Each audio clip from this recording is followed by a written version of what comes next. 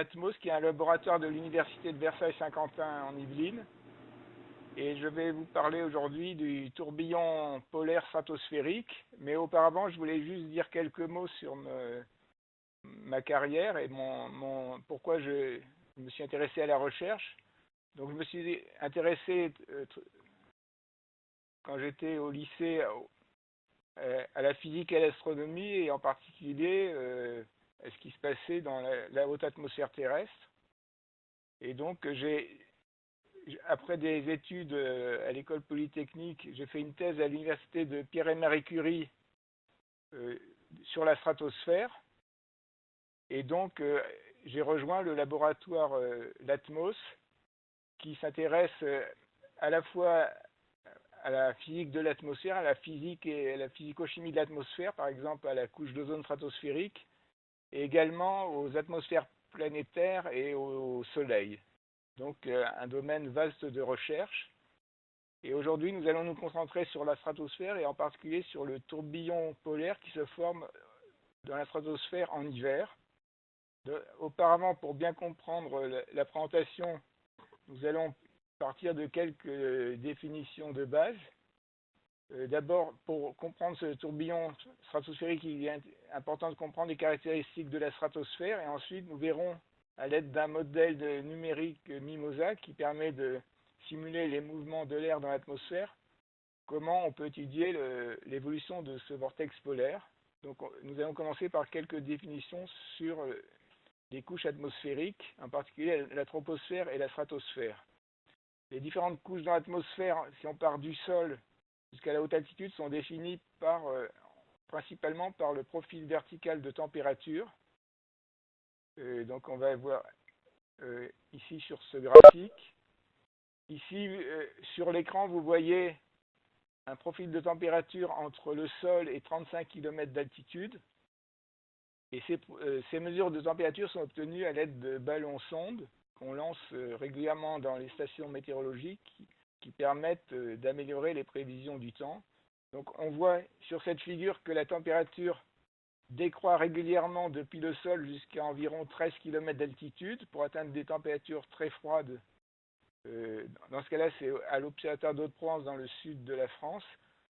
Et on obtient régulièrement des températures de l'ordre de moins 70 degrés, donc extrêmement froid. Au minimum de température, alors c'est une couche qui sépare la troposphère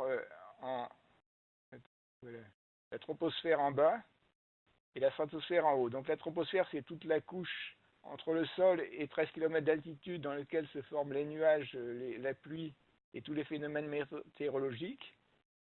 Et au-dessus, nous entrons dans la stratosphère, qui est une région de l'atmosphère dans laquelle la température augmente de nouveau. Alors elle augmente parce que dans cette couche se forme la couche d'ozone stratosphérique dont vous avez probablement entendu parler, qui est formée à partir de la photodissociation de l'oxygène moléculaire par les rayons ultraviolets du Soleil. L'ozone, en fait, c'est une molécule formée de 3 atomes d'oxygène, alors que l'oxygène que nous respirons est formé de 2 atomes d'oxygène. Cette ozone a la propriété d'absorber très fortement le rayonnement ultraviolet et donc de nous protéger des rayons ultraviolets solaires de plus courte longueur d'onde qui sont les plus dangereux pour la santé, par exemple pour le cancer de la peau, également pour l'agriculture. Et en fait, il se passe un phénomène dans les régions polaires. Dans les régions polaires, en hiver, nous sommes dans la nuit polaire. Il fait nuit 24 heures sur 24, et donc les températures sont extrêmement froides. On peut atteindre des températures en dessous de moins 80 degrés. Et dans ces conditions, il se forme une énorme dépression qu'on appelle le vortex polaire ou le tourbillon polaire. Donc une énorme dépression avec des pressions basses au centre de cette dépression et un vent qui tourne très rapidement autour. Donc on va montrer ici une carte du vortex polaire ou du tourbillon polaire.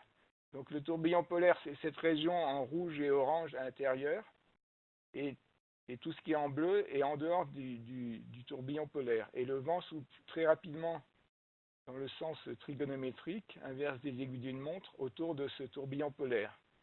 Et ce tourbillon polaire, limité par ce vent très rapide, isole l'air qui est à l'intérieur et du fait des températures très froides, il peut se former les nuages stratosphériques polaires qui ont la particularité de activer le chlore qui existe dans l'atmosphère, et ce chlore provient principalement des émissions de chlorofluorocarbone qui étaient très importantes avant l'an 2000, qui ont été arrêtées suite aux accords internationaux sur les réductions de ces composés. Et donc, comme ils ont une durée de vie très longue dans l'atmosphère, il reste encore du chlore.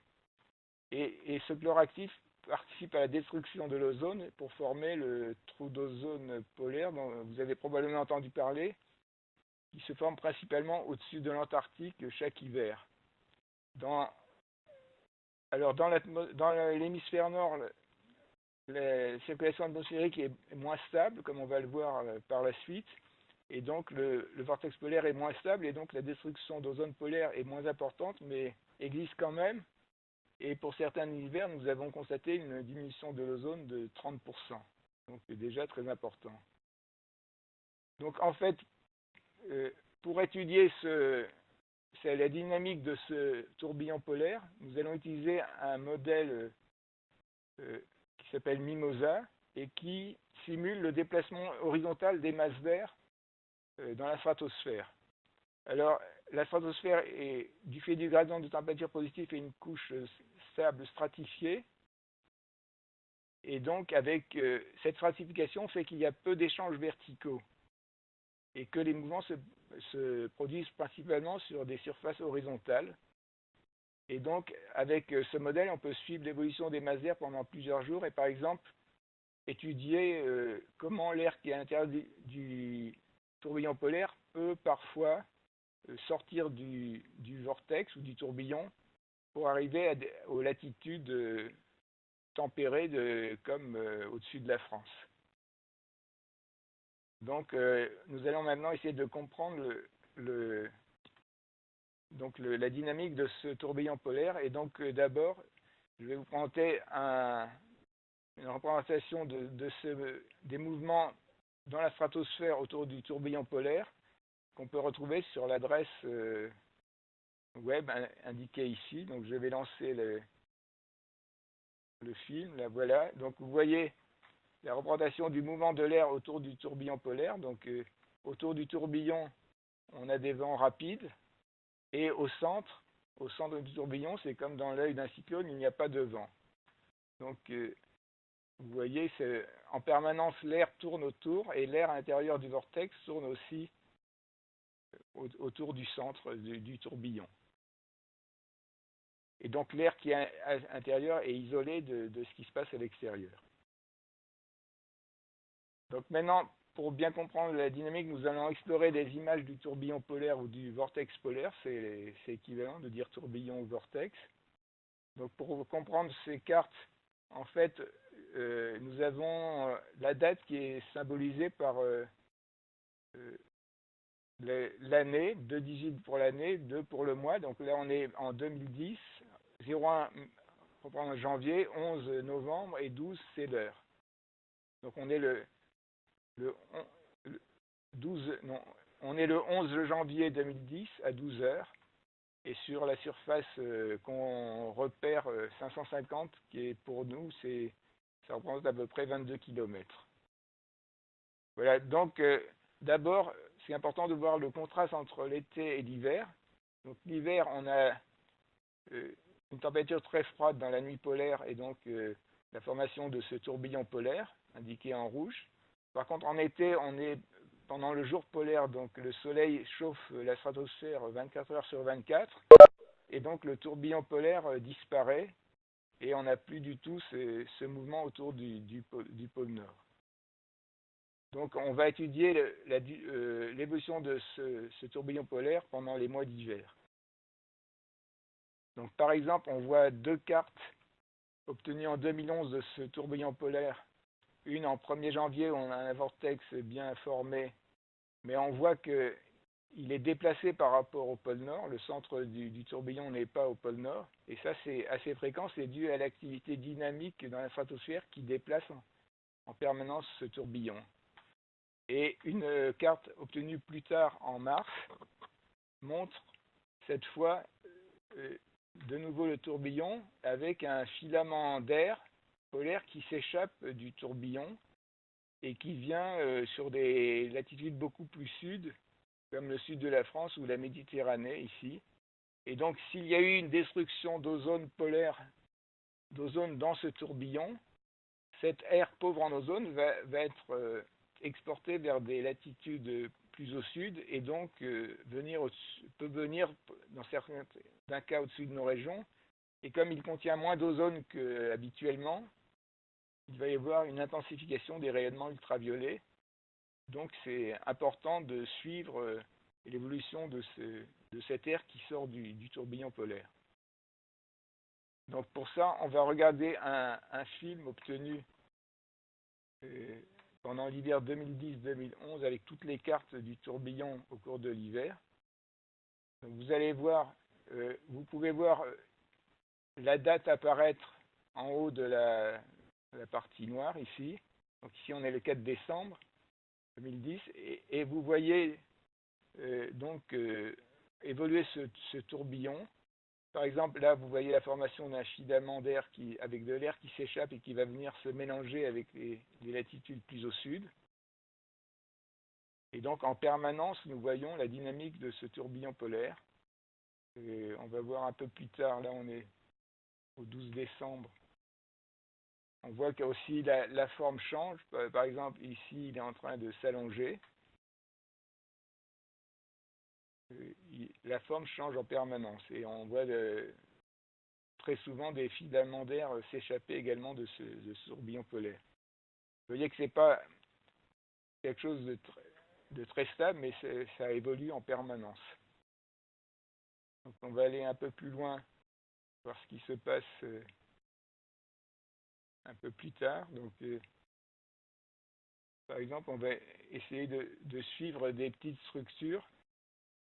Je crois que c'est un peu plus tard dans l'hiver. On voit par exemple une petite structure ici qui est en train de tourner autour du tourbillon. Alors en même temps que le tourbillon se déplace par rapport au pôle Nord, l'air intérieur tourne également et en suivant à partir de ces images des petites structures, on peut visualiser cette rotation qui se produit en à peu près 4 jours. Donc on a à peu près 4 jours l'air qui tourne à l'intérieur du tourbillon et en même temps le tourbillon se déplace, avec des fois des extensions assez au sud comme ici. Et on va arriver à une période où, un peu plus tard, où le tourbillon va se couper en deux. Donc des fois, l'activité dynamique est tellement importante qu'en plein hiver, ce tourbillon polaire peut se séparer en deux parties et se casser et donc faire disparaître et mélanger complètement l'air qui était au pôle vers d'autres latitudes. Là, il s'allonge, il commence à se regrouper de nouveau. Vous voyez que c'est très dynamique. Et on va bientôt arriver au moment où il se sépare en deux.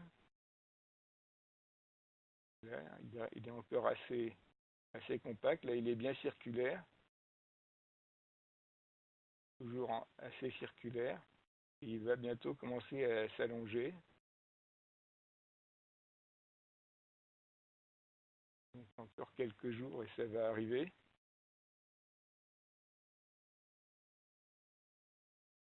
Voilà, là, il commence à prendre une forme plus allongée. Il s'étire de plus en plus.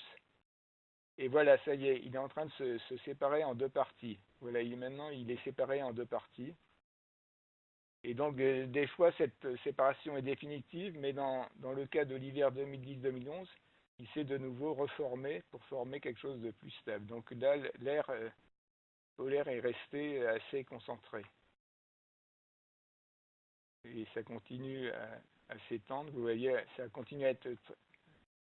Là, ça prend une forme de haricot. Donc la forme est très changeante en fonction de la dynamique dans la stratosphère. Voilà, et ça y est, nous sommes arrivés à la fin du film. Donc maintenant, nous allons voir qu'est-ce qui se passe en fin d'hiver ou au début du printemps. Donc au début du printemps, le soleil revient au-dessus du pôle Nord, et donc la stratosphère se remet à chauffer.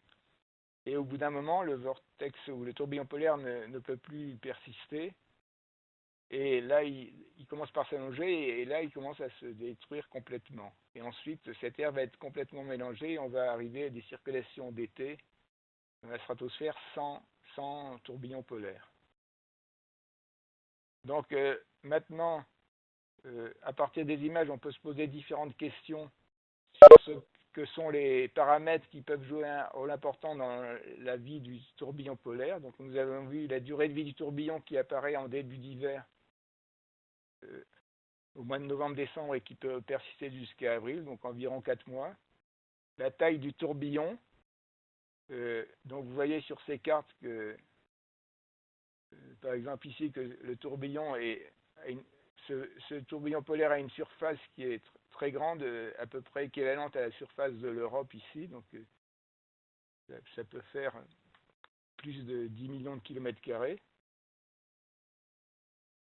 Donc la vitesse de rotation du tourbillon, ça peut se voir en suivant des petites structures dans le tourbillon. Nous avons vu que c'était à peu près 4 jours. Et nous avons vu que le tourbillon n'est pas centré complètement autour du pôle, mais du fait de toutes les perturbations dynamiques qui existent dans la stratosphère, se déplace en permanence et aussi change de forme en permanence. Donc, à partir de ces cartes, vous pourrez essayer de regarder plus en détail ce qui se passe. Par exemple, autour du 5 janvier, on peut suivre une structure et voir la rotation de tourbillon, calculer par exemple le diamètre moyen du tourbillon pour quelques jours. Et également, il est possible d'aller voir les cartes en temps réel de ce tourbillon sur le site dont l'adresse est donnée ici. Mais en fait, maintenant, je vais vous proposer de participer à un petit jeu sous forme de questionnaire en ligne ou Kahoot,